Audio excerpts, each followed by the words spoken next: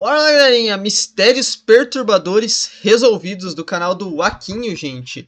Primeiro vídeo do Aquinho que eu vou estar trazendo esse ano, eu acho. Não, é sim, né? Eu acho que é. E um vídeo bem interessante que me interessei pra. Vídeo interessante que me interessei pra trazer, é engraçado, né? Que é mistérios resolvidos, né, cara? Eu trouxe de manhã um vídeo sobre Lost Medias que ainda faltam ser contados, então mistérios em aberto, quando a gente vai ver mistérios que já foram fechados, né, cara? Vídeos do Akin são sempre muito bons e eu tô com muita vontade de gravar um vídeo dele faz um tempo já que eu não gravo, então vambora, tô animado, acho que vai ser bem interessante. Espero deixar um like, se inscreva no canal, tem vídeo todo dia ao meio-dia, 7 da noite, o link do vídeo original tem na descrição, passe lá, deixa um like, se inscreva, se possível, considere se tornar membro do canal que vai estar me ajudando demais, tá bom?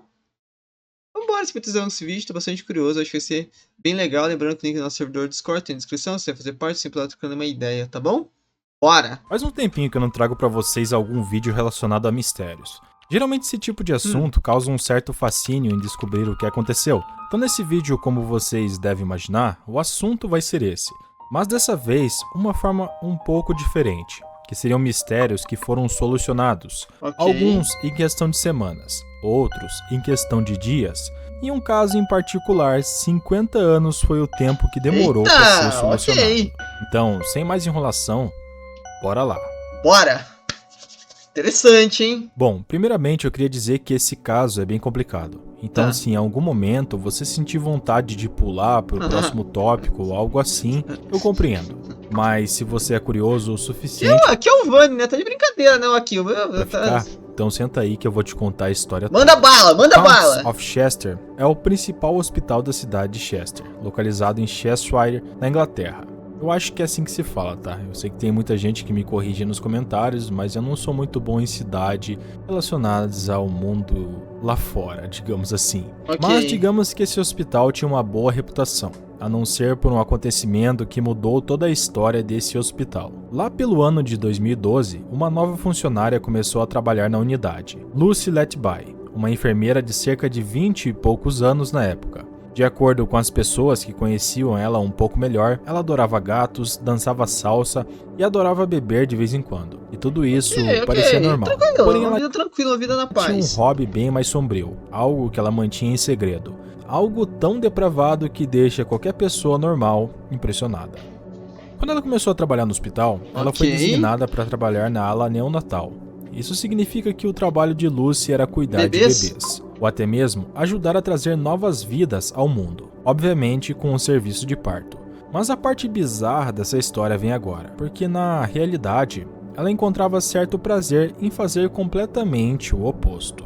Então vamos para a história de Lucy Letby, um monstro disfarçado de enfermeira. Que? Não, pera. Era 4 de agosto de 2015, quando a mãe de um bebê deixou seu filho de lado por um momento para buscar leite para ele. Minutos depois, ela voltou à ala neonatal e percebeu um som de choro vindo de um dos quartos da enfermagem. Seu filho tinha apenas 5 dias de vida, e como havia nascido 7 semanas prematuro, pesando apenas 1,4 kg, ela correu para ver se estava tudo bem. E para a tristeza dessa mãe, ela entrou no quarto do seu filho e percebeu que, além de ser o bebê dela que estava chorando, havia sangue na boca dele. Ao lado dele estava a enfermeira Lucy Letby, que, segundo palavras da mãe, fingia estar ocupada mexendo em algo naquele momento, principalmente para fingir que não viu nada ali que estava. Cara, mas, então... Mas também, né, cara, bom... Caraca, acontecendo. Meu Deus. Os médicos logo chegaram e fizeram o possível para salvar o bebê, mas infelizmente Mas o que ela fez com o bebê? não conseguiram. A causa da morte foi determinada como sendo uma condição intestinal. Como o incidente não foi considerado suspeito, nenhuma intestinal? autópsia foi realizada. Apesar de cuidar de alguns dos bebês mais doentes Curioso, ela tá ali na sala e não tá mexendo no bebê, né? Não tá de olho. Bom, enfim. do condado, a ala neonatal... Sendo uma empresa séria, é justa causa isso daí. Como é que uma enfermeira tá dentro de um lugar, o bebê tá lá falecendo e ela não tá de olho, né, cara? Enfim. O Counts of Chester geralmente contava com apenas 2 ou 3 óbitos por ano. Porém, com a morte desse bebê, já tinha sido o 4º óbito em 2015, sendo que naquele ponto do ano ainda era agosto, ou seja, poderia acontecer mais óbitos. E como você deve imaginar, pois é, começou a acontecer mais casos envolvendo bebês, ou pelo menos tentativas de mais óbitos. Em junho daquele mesmo ano, eles quase perderam outro paciente, um bebê que precisou ser reanimado após adoecer sem explicação. No dia seguinte desse Mas o que ela tá fazendo exatamente, né? Como que ela tá causando isso? ocorrido, infelizmente esse mesmo bebê perdeu a vida. No mesmo mês, 2 irmãos gêmeos também ficaram gravemente doentes e quase perderam a vida. E assim, até aquele momento, parecia que esses incidentes não tinham nada em comum de certa forma,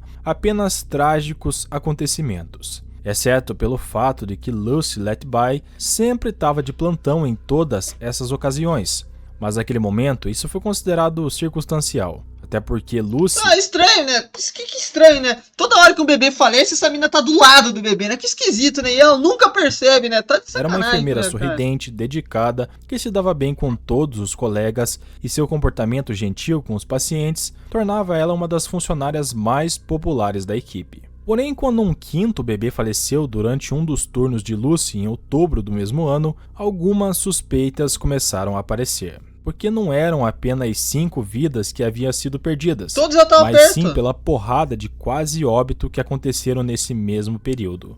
Muitas crianças acabaram desenvolvendo até algo estranho, né? Não é algo natural isso aí, não pode ser, não é possível, né, cara? condições inusitadas, como cegueira e dificuldades de aprendizado. Mas nesse momento, a única coisa ligando todos esses eventos era a presença de Lucy Letby na ala, além do fato de que todos os bebês pioraram rapidamente quando ela ficava responsável por eles. Um dos colegas de Lucy, o Dr. Stephen Barry, achou tudo isso muito suspeito e resolveu escrever ao gerente da ala neonatal pedindo que investigassem se ela por acaso não estava envolvida nas mortes que estavam acontecendo. A resposta ao Steven foi que eles acreditavam que Lucy não estava envolvida e que sua presença na unidade durante esses incidentes era apenas uma infeliz coincidência. Nenhuma ação foi tomada. Cara, coincidência, pô, os caras também são muito inocentes, né, cara? Coincidência, quando acontece 10 vezes daí, já não deixa de ser coincidência, né, cara? E todo mundo vira suspeito. Pô, não é possível que seja natural, né? Como é que os caras não botam a mão na cabeça e falam, pô, isso aqui tem que ter algum causador, não é possível que é uma coincidência tão grande assim, Bom, né? Pelo menos não naquele momento, porque em 2016, outro colega de trabalho de Lucy ficou extremamente preocupado ao entrar na sala e encontrar ela observando um bebê que havia parado de respirar. Ela ficou olhando por um bom tempo, sem tomar nenhuma atitude. Infelizmente, esse bebê sobreviveu. Quando esse homem resolveu falar sobre isso para a administração do hospital, ele foi instruído a parar de fazer alarde de forma desnecessária. Eles continuavam os caras são muito burros, né, cara? Meu Deus do céu, cara, olha, tá louco, né? Meu Deus todas do céu, as cara. mortes foram naturais. Naquele momento, um dos bebês tinha uma condição intestinal grave e o outro tinha pneumonia. Mas o hospital jurava de pé junto que a enfermeira não estava. Quem é os superiores hierárquicos dela aí nesse hospital aí? Cadê ver o diretor do hospital? Deveria ser todo mundo demitido e ser proibido de exercer a função novamente, né, cara? Envolvida. Entre março e junho de 2016, outros 3 recém-nascidos quase perderam a vida enquanto estavam sob os cuidados de Lucy. E no final de junho, um incidente aconteceu novamente. No mesmo dia em que Lucy voltou ao trabalho após passar suas férias em Ibiza, ela foi designada para cuidar de 3 recém-nascidos saudáveis. Mas, estranhamente, 2 deles adoeceram de forma inesperada dentro de 24 horas. Pô, que isso, cara? Pô, mano, isso aí é sacanagem também. Que tipo de hospital é esse, né, cara? Vai fazer isso no teu trabalho aí, cara. Deixa uma coisa que você é responsável pra fazer. Toda hora o que você é responsável por fazer começa a dar errado, né? Começa a... Pô, sei lá, tu é responsável por... Não sei, mano. Vamos dizer que você trabalha numa lanchonete. E você é garçom, cara. Toda vez que manda você entregar um prato, você tropeça e derruba o prato. Tá de sacanagem, né, cara? Pô, que isso, cara? Um dos 2 sobreviveu. Então, cada vez mais, os funcionários do Counts of Chester começaram a compartilhar suas dúvidas em relação a Lucy. O que alguns anteriormente haviam descartado como uma coincidência, já não era mais coincidência, e sim algo para ficar esperto. Todos os funcionários começaram a se perguntar a causa do súbito aumento na mortalidade infantil. Agora, a ficar cara? óbvio que alguém estava tirando a vida das crianças. E a mais provável pessoa que poderia estar fazendo isso era a enfermeira Lucy. Pô, deixa eu fazer uma pergunta, cara. Não tem a P de uma câmera nesse hospital, né, cara? Que é isso, cara? Oh, meu Deus, cara. Foi realizada uma reunião de emergência. Os membros da equipe que estavam cuidando dos trigêmeos estavam bem abalados naquele dia. Todos eles, exceto adivinhe quem? Lucy, que, segundo o Dr. Steven, parecia entusiasmada em voltar ao trabalho no dia seguinte, apesar de ter oferecido a ela um tempo de folga para se recuperar mentalmente. Após a reunião, o Dr. Steven ligou para um gerente sênior do Counts of Chester e disse abertamente que Lucy deveria ser suspensa, que fizessem o que fosse necessário para garantir que ela não voltasse ao trabalho no dia seguinte. Porém, o gerente sênior recusou. O Dr. Manda Steven esse gerente sênior aí, cara, mas caraca, né, se ele cara? assumiria a responsabilidade. Manda esse gerente sênior botar o filho dele pra ela cuidar então, né, cara? Tá de caso sacanagem. algo acontecesse com outro bebê no dia seguinte. O gerente disse que sim e encerrou a ligação. Então, né, adivinha o que aconteceu no dia seguinte? Outro recém-nascido quase perdeu a vida enquanto estava sob os cuidados de Lucy. Depois de muita insistência, Lucy foi removida da unidade neonatal e transferida para funções administrativas. E curiosamente, tem que passar pra função administrativa da cadeia lá, né, cara? Mortes inexplicáveis pararam, mas ainda assim não houve uma investigação formal sobre as suspeitas de morte. Que isso, cara? Ô, meu Diversos Deus, cara. funcionários continuavam. Que tipo de hospital é esse, né, cara? Os caras são muito. Eu tenho impressão, cara, eu não sei vocês, cara. Eu sei que aqui no Brasil rola muitas coisas erradas, aí rola muita coisa, mas eu tenho impressão, cara, que lá fora, cara, os caras são muito inocentes, né? Como é que pode, cara? Você imagina isso, cara? Você imagina isso daqui no Brasil, cara? Você bota teu filho lá pra. Eu boto meu filho lá, eu tenho um filho e deixo lá o meu filho lá. Eu estou grávida e tenho um filho lá no hospital lá e fica sob cuidado dessa mulher, cara. Daí no outro dia ele aparece. Mas tá de sacanagem, cara. Eu derrubo eu derrubo esse hospital, né, cara? Eu pego esse hospital e parto ele no meio, cara, descobrindo quem foi o responsável. Tá de sacanagem, né? Pedindo como é que pode acontecer tantas coisas assim e ninguém faz nada, cara? Tá alta louco. Administração que envolvesse as autoridades. A administração sempre respondia coisas como: medidas estão sendo tomadas, fiquem tranquilos em relação a isso. Qualquer coisa, notificaremos as autoridades. Tá de sacanagem, cara. Eles nunca contataram as autoridades. Estava claramente evidente. evidente. E todas essas pessoas esperando o fim, ninguém moveu um processo contra o hospital também, né, cara? Que os executivos do Counts of Chester estavam tentando encontrar uma maneira de sair dessa situação sem envolver a polícia e de certa forma protegendo Lucy. Na verdade, eles inclusive aceitaram uma reclamação feita por Lucy contra os funcionários e ordenaram que o Dr. Steven e outros funcionários se desculpassem com ela por suas acusações. Não é, cara, o problema é que esses hospitais, muitas vezes acontece, cara, isso aí acontece aqui no Brasil também. Me desculpa aí se você for médico, enfermeira, aí talvez você concorde comigo nos comentários, cara. O que eu acho, talvez, não só em hospitais, mas em muitas empresas, em muitos lugares, as pessoas não querem que algo, entre aspas, manche o nome da empresa, sabe? Não querem que essas coisas venham à tona para não acabar manchando, sabe? Não se responsabilizarem daquilo, entendeu? Esse é o ponto, né? Talvez eles até tenham certeza que ela faz alguma coisa, mas eles não querem que isso seja ao público para o hospital não pegar essa... não acabar sendo responsável por isso, fundadas. Né?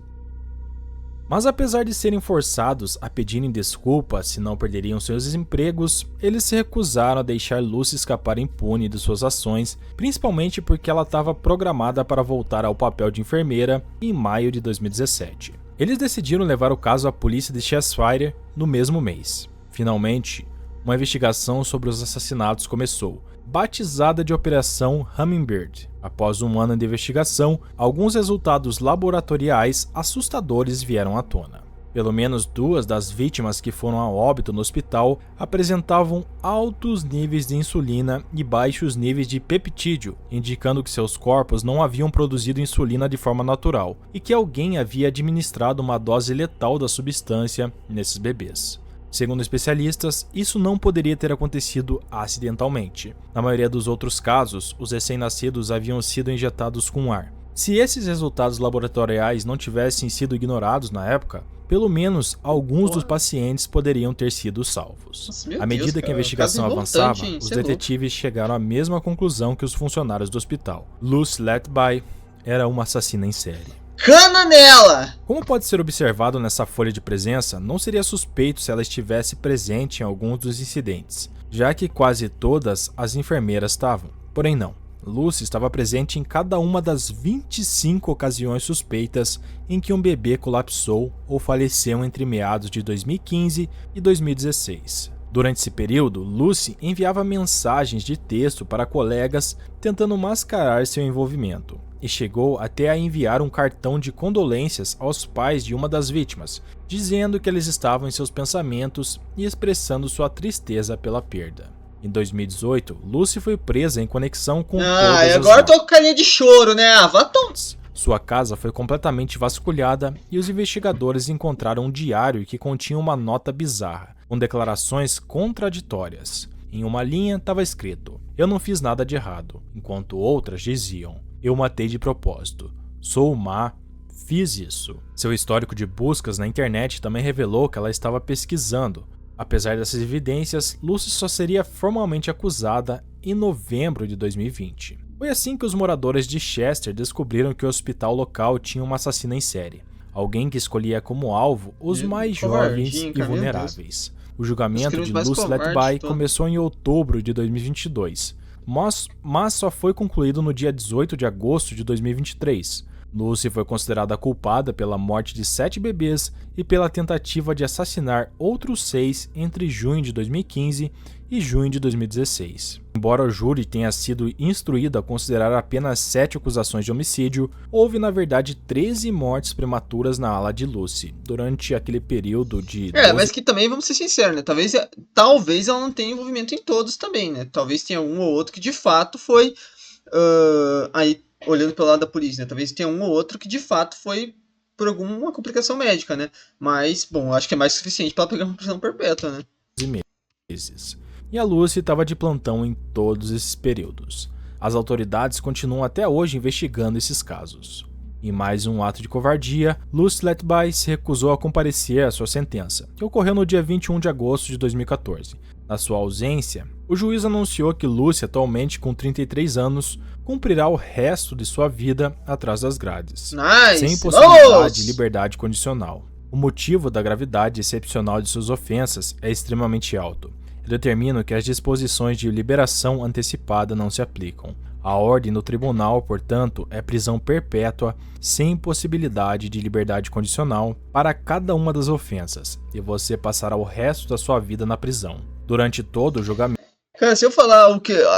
eu não... Deixa quieto, cara. Se eu falar, cara, eu não posso falar as coisas de cabeça quente, cara. Se eu falar o tipo de coisa que eu desejava pra essa mulher aqui, cara, o tipo de punição que eu desejava pra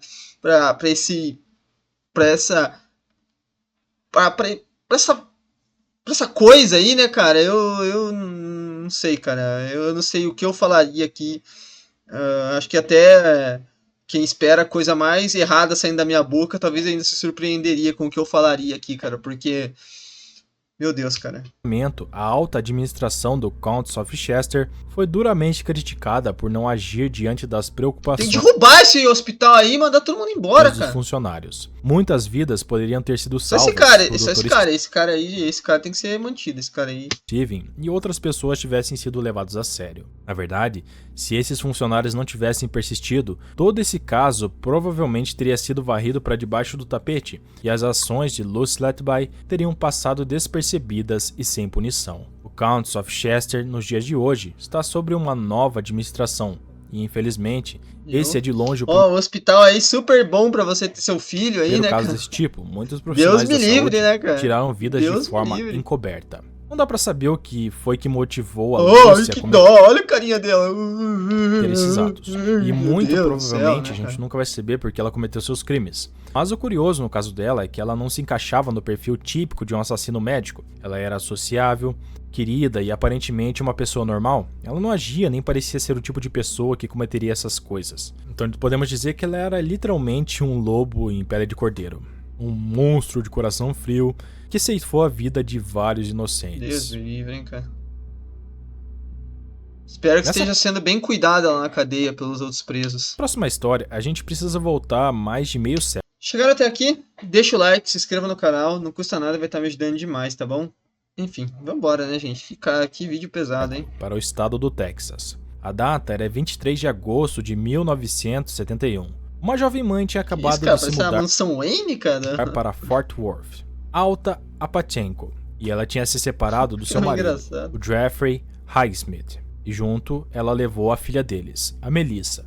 Melissa tinha menos de 2 anos na época, exatamente 21 meses. Para sustentar sua filha, Alta conseguiu um emprego em uma lanchonete. Só que havia um problema. Ela precisava encontrar alguém para cuidar de Melissa durante seus turnos. A Alta colocou um anúncio em um jornal local dizendo que estava procurando alguém para cuidar de sua filha em sua casa. Não demorou muito para que ela fosse contatada por uma mulher, que se identificou como Ruth Johnson. Por telefone, Ruth concordou em se encontrar com Alta em seu local de trabalho para uma entrevista sobre a vaga. Acontece que a possível babá nunca apareceu. Em vez disso, ela entrou em contato com Alta novamente, explicando como queria o trabalho e quão qualificada ela era para ele. Ela também mencionou que tinha um grande jardim em casa, onde cuidava de várias outras crianças durante a semana, e perguntou se poderia cuidar de Melissa lá. E bom, isso parecia ser uma boa ideia inicialmente, então a Alta concordou com Ruth, se baseando apenas nas conversas que ela teve por telefone. Naquela mesma manhã, a Alta deixou Melissa em casa com sua colega de quarto e foi trabalhar, com o combinado de que Ruth buscaria Melissa lá e iria trazer ela de volta no início da noite. Ruth apareceu no apartamento conforme combinado e levou Melissa. Nada parecia fora do normal, até que Ruth não apareceu com a menina no horário combinado. Logo então caiu a ficha de Alta. Ela não tinha deixado sua filha aos cuidados de uma babá profissional. Ela tinha entregado sua filha a uma sequestradora.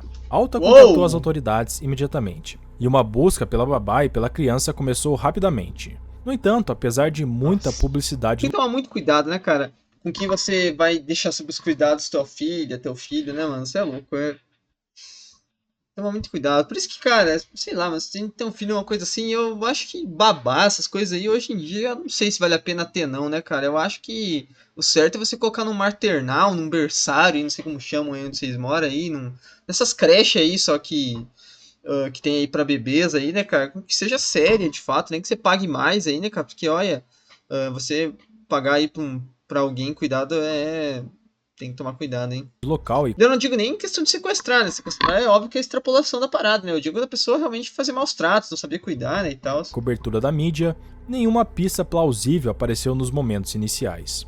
A colega de quarto de Alta, a única pessoa que havia visto e falado com Ruth pessoalmente, descreveu ela como alguém que parecia e agia como uma mulher comum, exceto por um detalhe. Essa Ruth Johnson estava usando um par de luvas brancas em um quente dia de agosto no Texas. Como costuma acontecer em casos como este, muitas suspeitas foram levantadas contra a própria mãe de Melissa, porque algumas pessoas começaram a teorizar que ela era responsável pelo desaparecimento de sua filha e que havia feito algo terrível com ela. Afinal, ela havia se separado do marido não fazia muito tempo.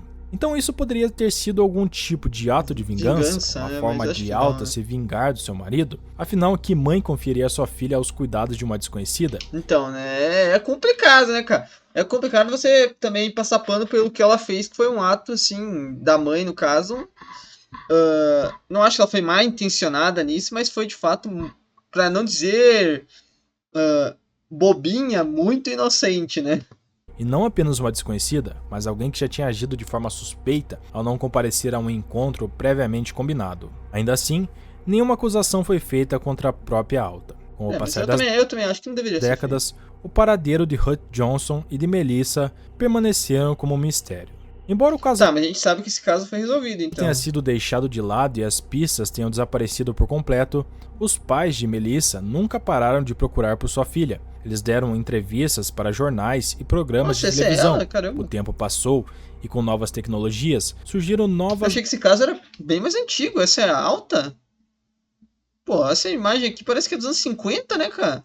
Quem que é essa mulher aqui? Maneiras de divulgar a história de Melissa. Eventualmente, eles participaram de podcasts falando sobre o caso e tentando espalhar ainda mais esse caso. Eles sempre lembravam de Melissa no dia de seu aniversário, celebrando a data como se ela ainda estivesse com eles. Quando houve um relato de um possível avistamento dela na Carolina do Sul, os membros da família fizeram uma jornada de mais de 1.600 quilômetros para investigar por conta própria.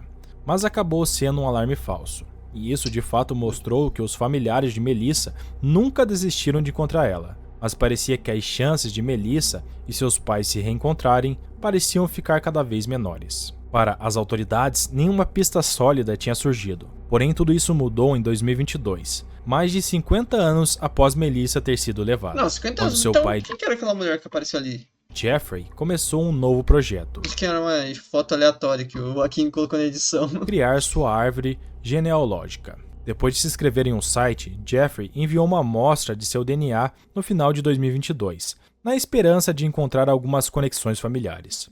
Os resultados que chegaram para ele foram bem estranhos. Parecia que já havia correspondências no banco de dados para 3 indivíduos desconhecidos, e com base em suas fortes semelhanças genéticas, essas pessoas só poderiam ser seus Então, provavelmente, ela também fez esse teste antes, talvez procurando os próprios pais, né, cara? netos. O que, é claro, para Jeffrey não fazia sentido. Sua única filha havia sido roubada dele há 5 décadas antes. Após fazer algumas pesquisas, Jeffrey descobriu que a mãe de seu Então talvez seja realmente meio que sem querer, né? Caraca. Os netos era uma mulher de cerca de 50 anos chamada Melanie Walden. Para sua surpresa, ela morava a menos de 20 minutos de carro de Fort Worth. Jeffrey entrou em contato com Melanie por e-mail e convenceu ela a fazer um teste de DNA. Quando a amostra dela foi finalmente analisada e comparada com a de Jeffrey, não restaram mais dúvidas. Melanie Walden era na verdade Melissa Highsmith. E durante a maior parte de sua vida, ela viveu a poucos passos da família de quem havia sido tirada. A revelação de que Melissa, agora Melanie... Bom, pelo menos encontrou, né, cara? Pelo menos encontrou, acho que... vão poder aí, os pais aí, descansar em paz, certamente, mas é uma vida muito sofrida que tiveram, né, cara? Enfim, né? Mas duvido, acho que eles estão felizes por ter encontrado ela e é isso que importa, né? O tempo que se passou não importa, o importante é que ela foi achada. Ainda estava viva, causou um grande impacto na comunidade local. Melissa havia sido criada por uma família substituta, que ela sempre acreditou ser sua família biológica. Ela Mas quem é a família da sequestradora? Imediatamente confrontou sua mãe, ou melhor, a mãe que criou ela, e exigiu a verdade. Essa mulher admitiu que Melanie era de fato Melissa, e afirmou que havia comprado ela de uma mulher por $500 em 1972. Não está claro até hoje mas... a quão verdadeira é essa história. É uma história bem esquisita, né, cara? Mas vamos torcer para que a mãe adotiva da Melanie... Melanie não, Melissa? É Melanie agora? Não sei. A menina tenha sido, de fato... não tenha sido pega nas más intenções, né, cara? Nesse ponto, pelas pessoas que criaram ela. Pela sequestradora, óbvio que foi na má intenção, né? Mas pior que pode bater, né, cara? Porque ela pode ter sequestrado realmente pela grana, né? Ela alega ter comprado Melissa. Não há provas definitivas de que claro ela que não era, ter, né? na verdade, a babá que sequestrou ela inicialmente. A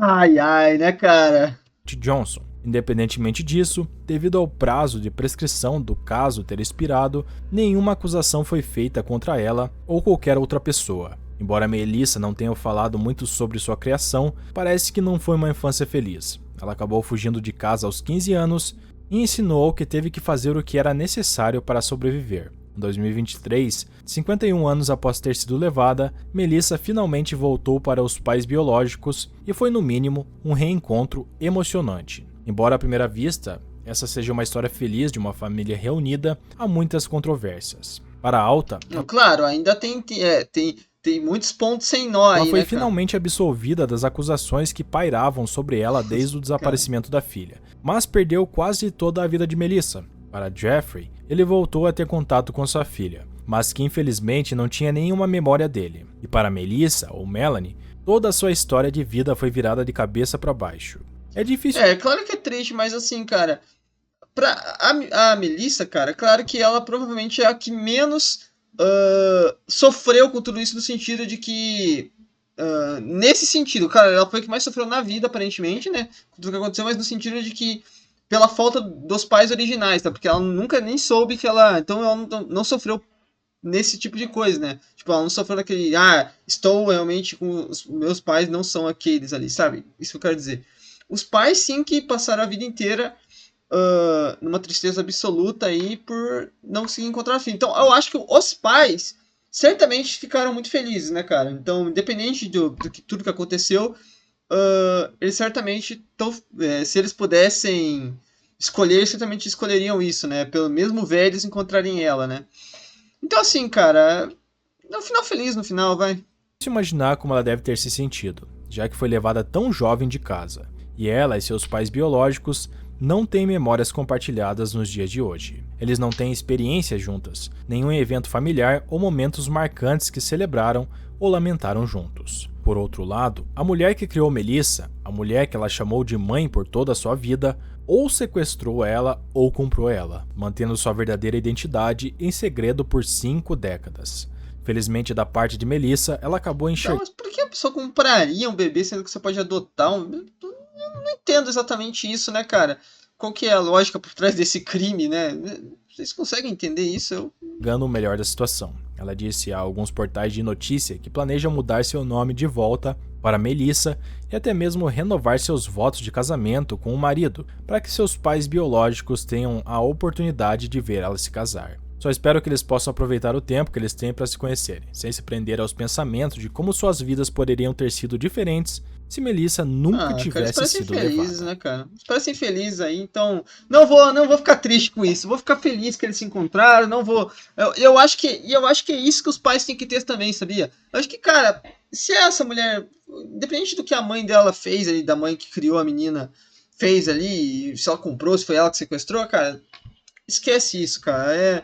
Sei que é tenso falar isso, mas vamos ver a nossa vida agora, vamos aproveitar, vamos ser felizes e vamos agradecer por a gente pelo menos ter encontrado ela, né, mano? Então,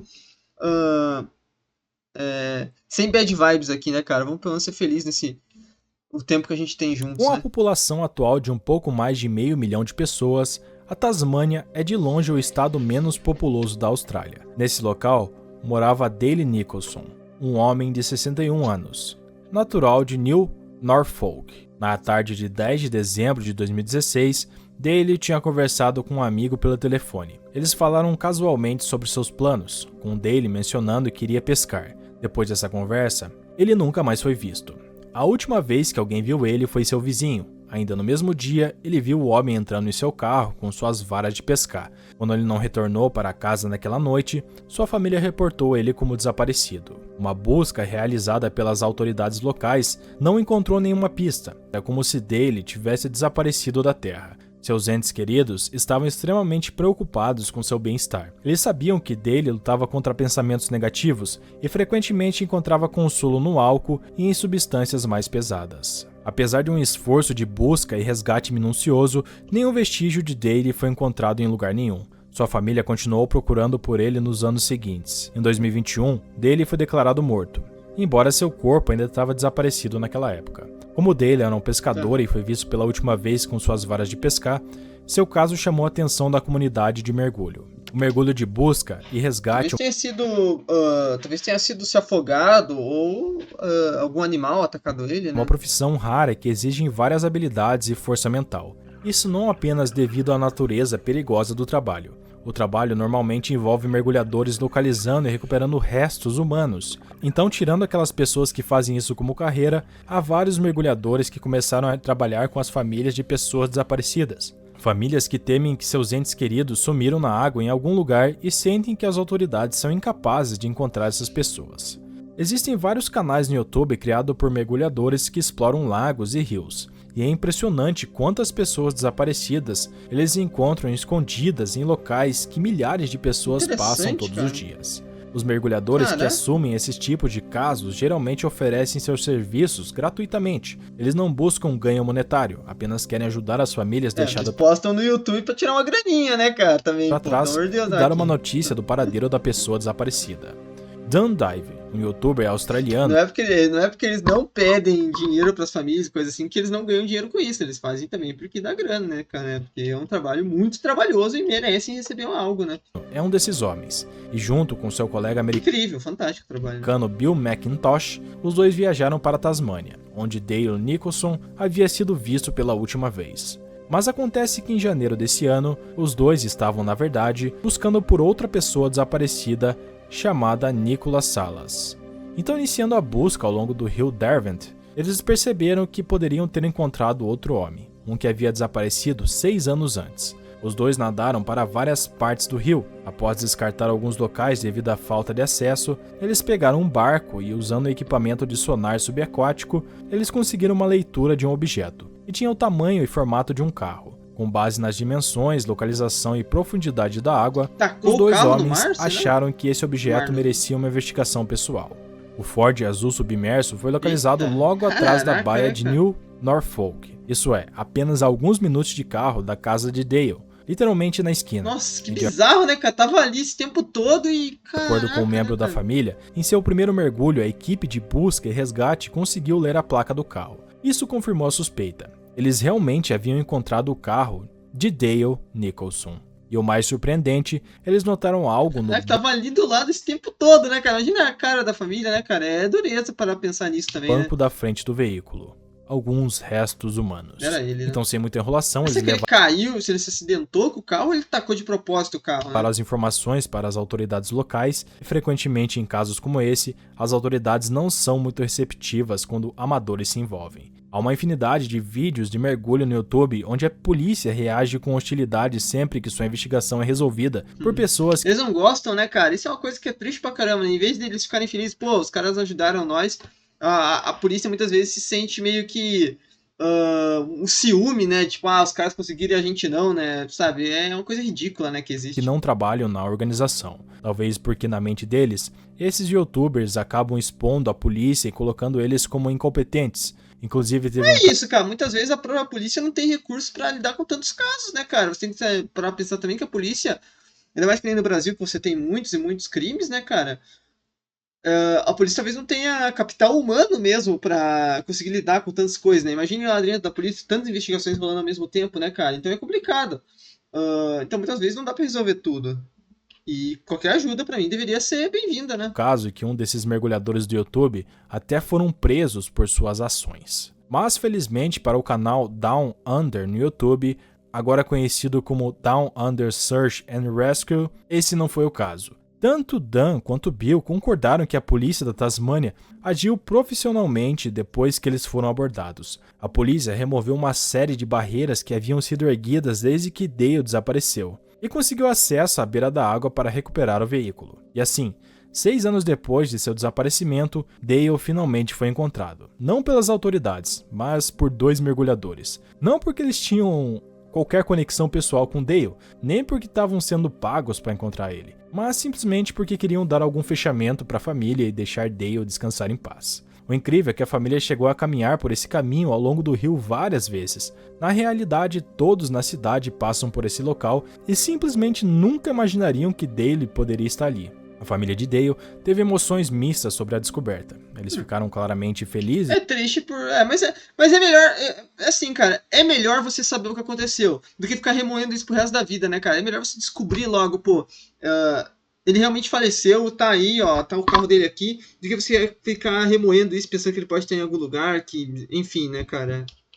Por agora saberem o paradeiro dele, mas no fundo também nutriram uma crença silenciosa de que Dale ainda estava vivo. Eu discordo dessas pessoas que falam assim, quando acontece uma tragédia, e falam assim, é melhor nem saber o que aconteceu, cara. Discordo completamente. Provavelmente nunca saberão se Dale dirigiu até a água acidentalmente ou intencionalmente. Então, né? Mas pelo menos... aparentemente ele bebia bastante, né? Agora Dale tinha finalmente descansado em paz. E para esses mergulhadores, essa é uma recompensa, digamos que suficiente. Irado, hein, cara? Que trabalho maneiro, hein? E é dessa forma que a gente termina esse vídeo. O que vocês acharam desses mistérios resolvidos? Muito bom, hein, cara? Muito bom. Deixem aí nos comentários. Enfim, que Jesus abençoe a vida de vocês. Amém. Um excelente início de ano, porque eu acredito que eu vou postar esse vídeo depois que passar o ano novo. E até a próxima. Até, meu amigo, que vídeo maravilhoso, como sempre, né, 2025 aí, espero um 2025 maravilhoso pra você também, ô Vaquinho, e que muitos vídeos desses possam acompanhar a gente esse ano aí, que eu possa assistir vários vídeos teus aí, que seja realmente um ano abençoado em nossos canais, e mais um vídeo incrível teu, deixa nos comentários aí qual foi o caso, o mais revoltante que desse vídeo pra mim claramente foi o dos bebês lá, um caso bizarro, né. Mas deixa a opinião de vocês aí sobre tudo, tá bom? Se puder, deixa um like, se inscreva no canal, tem vídeo todo dia, meio-dia, 7 da noite. Tamo junto, é nóis.